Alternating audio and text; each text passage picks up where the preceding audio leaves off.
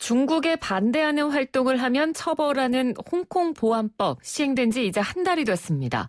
6월 마지막 날 중국 전인대 상무위원회가 162명 만장일치로 홍콩 보안법을 통과시키면서 6월 30일 밤 11시부터 즉각 효력이 발의가 됐죠. 이에 홍콩 독립 발언이라든지 국가안보를 위협한다라고 생각하면 최고 무기징역까지 처할 수 있게 됐고요. 홍콩인뿐만 아니라 홍콩에 거주하고 있는 외국인들에게도 이 법이 적용이 됩니다. 그래서 우리 외교 당국이 홍콩에서의 시위나 지지에 주의해달라는 당부를 하기도 했죠.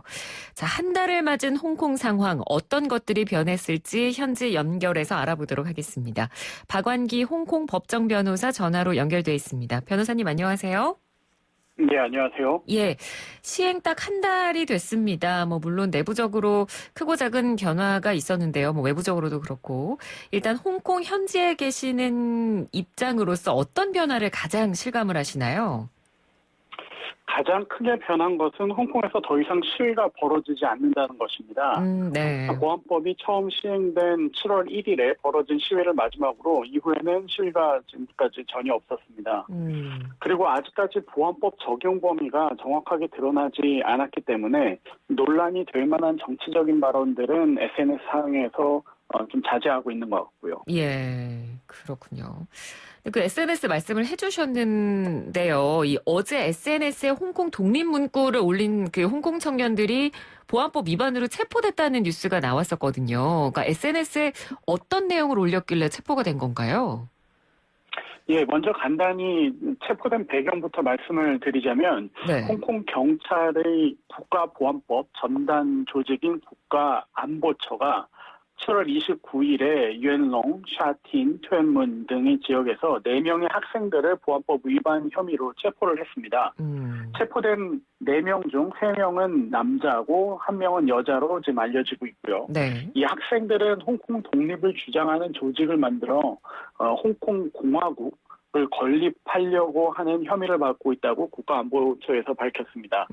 홍콩 현지 언론에 따르면 4명의 학생들이 소속된 조직이 지난 21일에 페이스북에 창제 독립단이라고 하는 조직을 건립을 선포를 하고 모든 수단을 동원해 중국의 식민지를 거부하고 해외 홍콩 독립을 선전한다라는 내용의 글을 실었다고 합니다. 네. 이 단체는 자신들이 해외에 있는 student localism, 우리말로 하면 학생 동원이라고 부를 수 있을 것 같은데요. 전 구성원들로 이루어졌다고 밝혔다고 합니다. 그리고 체포된 학생 중에 토니 청이라는 학생 동원의 창립자가 포함되어 있었다고 하고요. 예. 이 4명은 보안법 20조와 21조를 위반한 혐의를 받고 있는데요. 20조는 국가 분열을 조직, 계획, 참여하는 행위들을 금지하는 조항이고 21조는 국가 분열을 선동하거나 20조를 위반한 자를 금전적으로 지원하는 행위들을 금지하는 조항입니다. 경찰은 이들이 사용한 표현에 분리 독립에 관한 내용을 게재했고 분리 독립을 위한 사람들을 선동하고 교사한 혐의를 적용했다고 그렇게 얘기를 하고 있습니다. 네.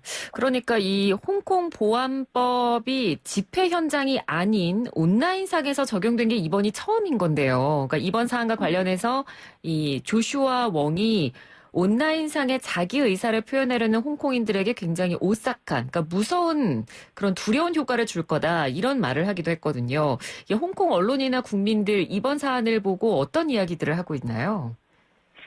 예, 말씀하신 대로 온라인상에 올린 글 때문에 보안법 위반으로 체포된 것이 처음이라서 홍콩 언론에서도 이 사건을 상당히 비중 있게 다루고 있습니다. 네. 일부의 변호사들과 법학자들이 의견을 내놓고 있는데 저도 개인적으로 친분이 있는 랜디 쉑이라고 하는 주로 형사소송과 인권보호 관련 업무를 하고 있는 법정 변호사가 네. 얘기한 게 있는데 국가 분열에 대한 정확한 정의가 없는 상황이 보안법이 남용되거나 악용될 가능성을 높인다. 그런 의견을 제시를 했고요.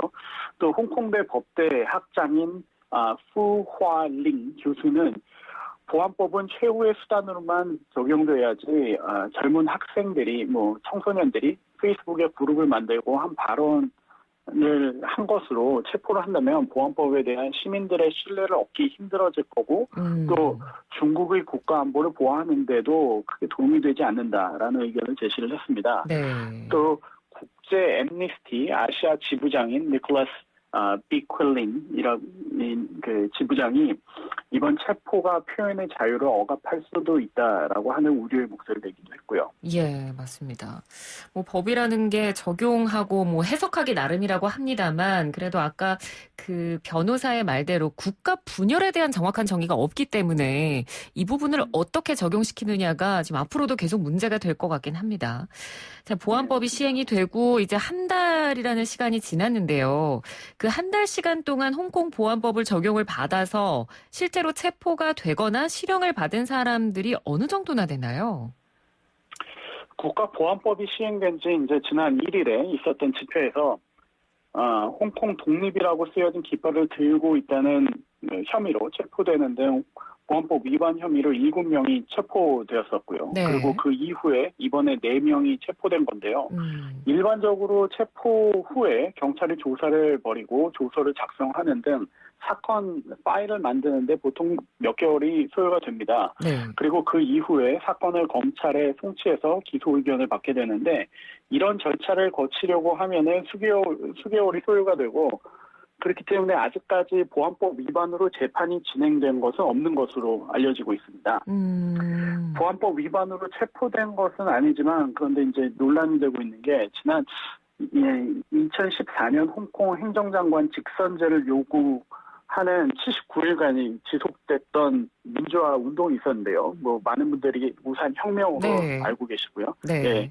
그 우산 혁명을 주도했던 홍콩대 법대 교수 한 명이 최근에 해임이 되었습니다. 28일 홍콩대에서는 법대에서 헌법 강의를 해온 베니타이 교수를 해임한다고 발표를 했는데 그 이유에 대해서는 불법 시위에 참여해서 1심에서 실형을 선고받았다는 것이 이제 빌미가 됐다고 하고요. 베니타이 교수는 2014년에 시위와 관련해서 작년 4월 1심에서 공공소란죄로 징역 16개월형을 선고받고 복역하다가 8월에 보석으로 풀려난 상태였습니다. 네. 그러니까 이 관련 소식을 저희가 어제 전해드리긴 했는데, 이제 이 베니타이 교수가 본인이 이제 해임됐다는 것에 대해서 캐리람 행정장관을 상대로 상소를 하겠다 이렇게 밝혔거든요. 그런데 이게 법적으로는 가능한 거죠?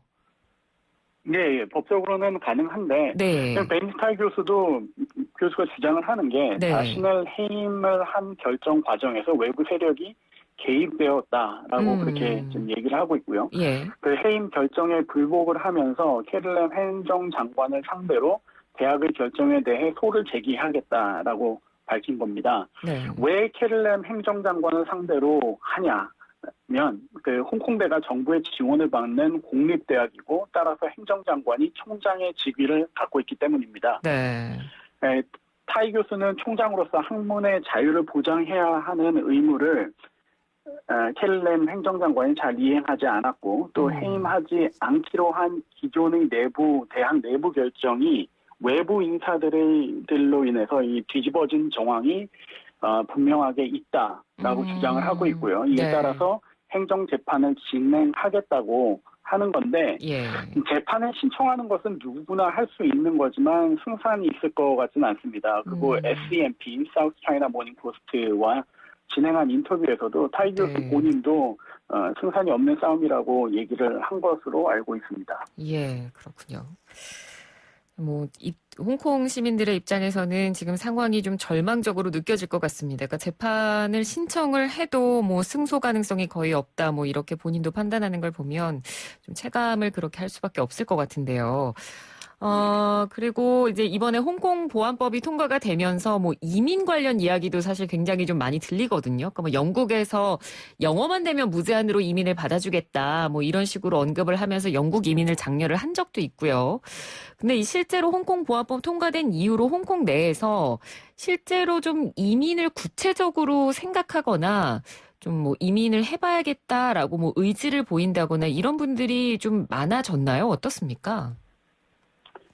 간단하게 또 배경을 좀 설명을 해드리면 예. 홍콩이 1997년 중국에 반환되기 전까지 홍콩 시민들에게 발급했던 여권, 그 British National Overseas BNO 비자라고 하는데요. 네. 그 비자를 소지하고 있는 사람들이 많이 있습니다. 홍콩 인구 750만 명 중에 이 비핵 여권을 소지한 사람이 290만 명 정도로 지금 집계되고 있는데 네. 상당수죠. 네. 한국에서 최근 말씀하신 대로 그 홍콩 사람들, 홍콩 시민들을 받아주겠다라고 그 발표를 하면서 여러 가지 뭐 정책들을 내놓고 있는데 이 정책 중에 그 비핵 여권을 소지한 배우 본인들 포함해가지고 배우자와 자녀까지에게도 영국 정부에서 동일하게 그 권한을 적용을 하겠다라고 해가지고 전체 숫자는 지금 더 많아질 것으로 보입니다. 네.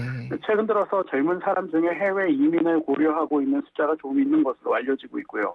학생들도 해외 유학을 지금 많이 고려하고 있는 것으로 알려지고 있습니다. 네. 해외 이민에 필요한 양민증 발급 건수가 전월보다 63% 증가했다는 보도가 있는 걸로 봐서는 사람들이 이민을 하고 있다라고 이제 보이고요. 영국, 캐나다, 호주, 미국 등으로 이민을 문의하는 사람들 숫자도 늘었다고 합니다. 1997년도 홍콩이 중국에 반환되기 전에도 많은 사람들이 이민을 떠나기도 했었는데요. 네. 몇 년 후에 다시 홍콩으로 돌아온 경우가 있었고 또 그런 것을 보면은 홍콩을 영국이 떠나려고 하는 움직임이라고 보기는 지금 좀 어려울 것 같습니다. 네. 그리고 일각에서는 코로나로 인해서 전 세계 경기가 좋지도 않고 고용도 하지 않는 상황인데 보안법 우려로 무작정 외국에 이민을 가는 것도 현실적이지 않다는 의견도 있고요. 네, 뭐 아무래도 고려는 할 수 있겠습니다만, 뭐 삶의 터전 자체를 이제 뒤로 하고 다른 나라로 이민 간다는 게 사실 현실적으로는 좀 어려운 부분이니까요. 충분히 그런 부분이 반영이 된 것 같고요. 그리고 이 부분도 궁금한데, 그 미국, 영국, 캐나다, 호주, 뉴질랜드, 그러니까 파이브 아이즈라고 불리는 영미권 5개 국가의 기밀정보 동맹이 홍콩과의 범죄인 인도 조약을 중단하겠다고 최근에 밝혔거든요. 그러니까 이에 대해서 중국도 보복 조치로 그럼 우리도 형사사법 공조조약 중단하겠다. 이렇게 나왔는데 지금 이제 변호사님께서 홍콩에서 법정 변호사를 하고 계시니까요. 이런 범죄인 인도 조약이나 형사사법 공조조약이 중단되는 부분 홍콩에는 어느 정도 영향을 끼치나요? 이 두 가지 조약이 중단이 된다라고 하면 앞으로 상당한 영향이 있을 것으로 생각이 됩니다. 네. 홍콩을 통해서 많은 무역이 이루어지고 있고 또 많은 돈이 홍콩을 거쳐서 타국으로 이동을 하는데 그렇죠. 그중에 상업 분쟁, 그 과정에서 상업 분쟁, 상사 분쟁 또 상업 사기 사건들이 상당히 많이 있습니다. 네. 제가 지금 대리에서 진행하고 있는 사건 중에도 기업들이 대형 사기를 당해서 자산을 추적하고 있고 범죄인을 추적하고 있는 사건들이 있는데요. 형사사법 공조조약이 중단된다면 범죄인들을 추적하고 처벌하는 것이 상당히 어려워질 수가 있기 때문에 당장 제 사건을 해결하는 과정에서도 어려움이 예상됩니다. 그러시군요. 아무래도 또 변호사로 일을 하고 계시기 때문에 이 부분에 대한 영향을 더 크게 느끼실 것 같습니다. 네, 알겠습니다. 오늘 홍콩 현지 소식 들어봤습니다. 말씀 잘 들었습니다. 고맙습니다. 예, 감사합니다. 예, 지금까지 박완기 홍콩 법정 변호사 전화 연결해서 이야기 들어봤습니다. 1부는 여기서 마치고요. 잠시 뒤 2부로 돌아오겠습니다.